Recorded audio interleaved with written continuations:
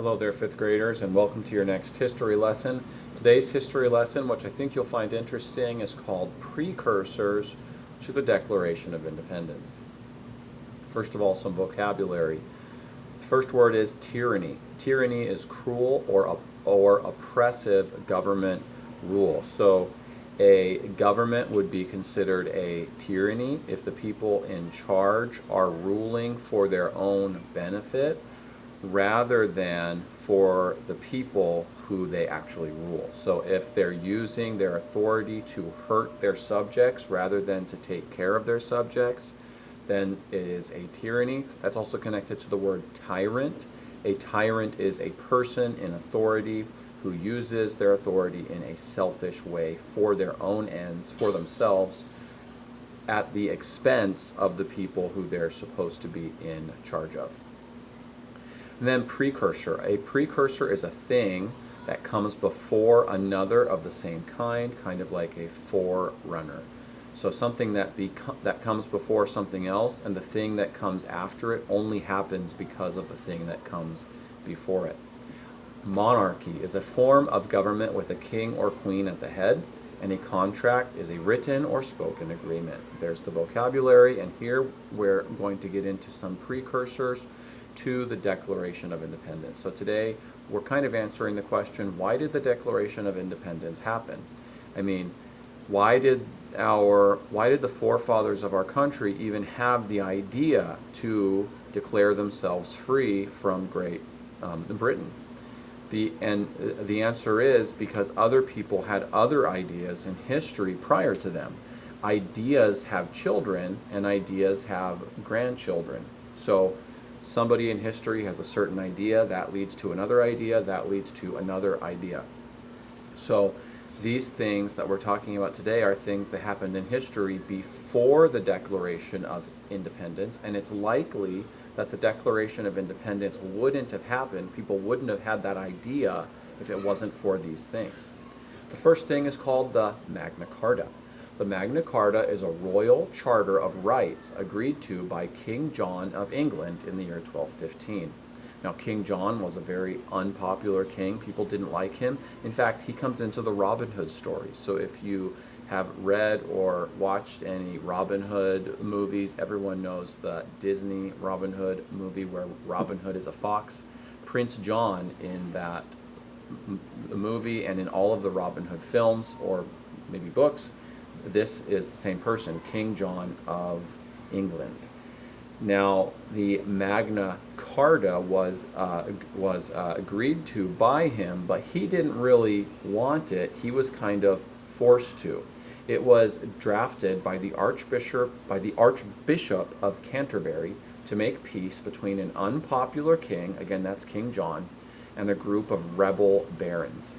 It promised the protection of church rights, protection against illegal imprisonment, access to swift justice, and it limited forced payments to the crown or to the king. This document is an important precursor to the Declaration of Independence because it limited royal power, it limited the power of the king in favor of individual rights. So you can see how that's a precursor to the Declaration of Independence, where our founding fathers, where the founding fathers of the United States, declared themselves independent of their king. Here's another precursor, the teachings of St. Thomas Aquinas. St. Thomas Aquinas was a philosopher and a Catholic priest who lived from 1225 to 1274. Although he taught that monarchy is the best form of government, he also taught that a king's political powers must be curbed or lessened in order to prevent tyranny. So in order to make it so that a king doesn't become someone more like a dictator who rules for his own benefit at the expense of all the regular people in his kingdom. Another important element in St. Thomas's teaching is that, and this is his actual words, of course he was writing in a different language, so this is a translation, but he said, if a law conflicts with the law of nature, it is no longer a law, but a perversion of the law. So what does that mean? It basically means that if a king makes a law and that law is wrong, that law isn't right. That law goes against what he calls natural law, which just means it goes against what's right. It's an immoral law. It's a law that is like slavery, for instance. If, back in America at a certain time, it was legal to own slaves. But I think we'd all agree that was an immoral law. That was a bad law. So according to the teachings of St. Thomas Aquinas, that wasn't really a law at all. Even though it was technically on the books as a law, it wasn't really a law. Instead, it was a perversion of the law. That means it's like a law gone bad. So lastly, he taught that when a ruler becomes a tyrant and forces his citizens to act contrary to natural law or to what they know to be right, sovereignty, that means authority, reverts back to the people, so just to the regular people, who must then delegate, that means choose, a new sovereign. So what does that mean? You can see how this is definitely a precursor to the Declaration of Independence, because it means he's saying if a king becomes a tyrant, so if a king starts to rule for his own benefit at the expense of all the regular people, they have the right to take the authority away from him and say, you're not our king anymore, and they get to choose a new king. Or in the case of our founding fathers, choose a whole new form of a government. Next, the teachings of St. Thomas Aquinas were important precursors to the Declaration of Independence because they established that not all laws put forward by ruling powers are in line with justice. They're not all in line with what's right. Just because a king or a government says something is a law, it doesn't make it right.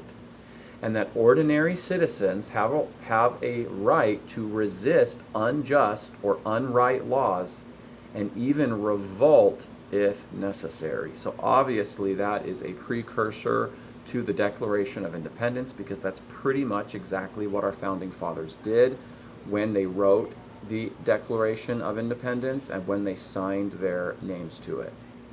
Here's another precursor, Charles Montesquieu. Charles Montesquieu, who lived from 1689 to 1755, was a great political philosopher who wrote a lot about how governments can be kept from becoming tyrannical. He argued that governments could be safeguarded against tyranny through a system in which different parts of the government exercise legislative, executive, and judicial power, and in which all three of these parts are bound by the rule of law. Now, this is a precursor to the Declaration of Independence because it bears a striking resemblance to the very government that our founding fathers established after that. Montesquieu's writings helped the founding fathers formulate what kind of government they should form. Next, the social contract. Because of these and other influences, people began to feel strongly that the main duty of a government was to protect its citizens.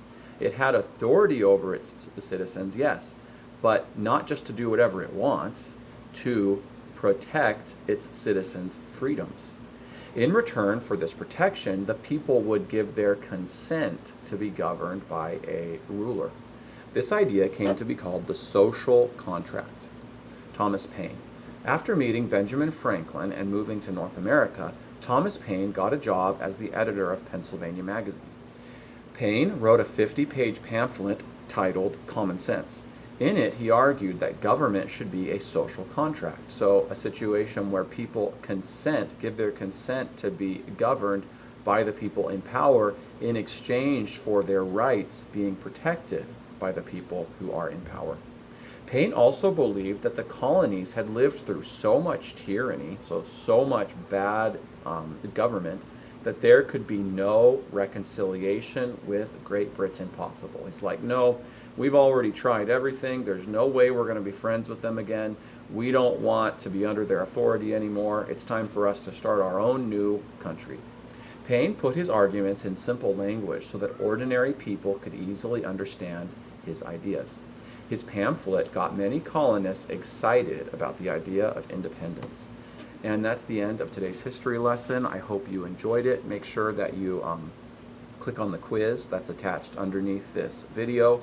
And also If you're at home watching this video, make sure that you put the answers in your history study guide that are in this lesson. And I will catch you next time. Signing off. If I can figure out how to get out of this video. Here we go.